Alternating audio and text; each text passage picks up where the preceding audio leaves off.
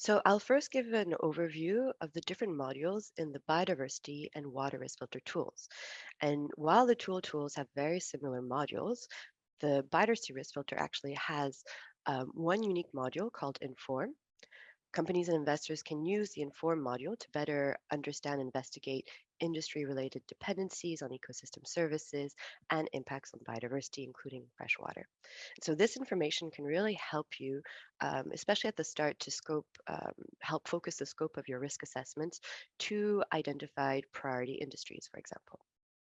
Now, the next module, called Explore, is available in both the water risk filter and biodiversity risk filter tools.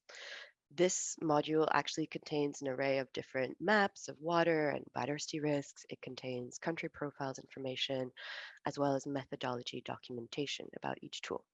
And so here, by exploring, for example, the different risk maps that are available in the Explore section, it can help, again, focus the scope of your risk assessment to, for example, identified priority geographies of interest.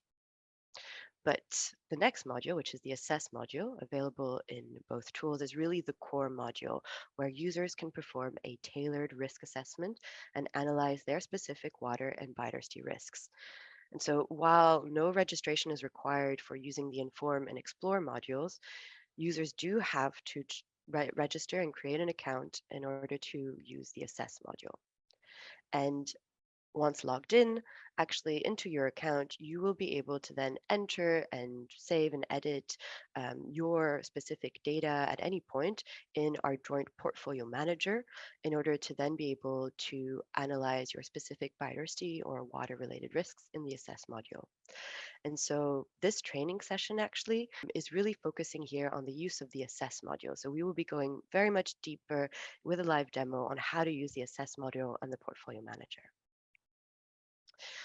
But last but not least, I also wanted to take this opportunity to flag that we will be developing a joint to respond module, which is currently under development. This module will aim to support companies in identifying appropriate actions, including nature based solutions, interventions to respond to their identified risks. So please stay tuned as we will be releasing and working on this new response section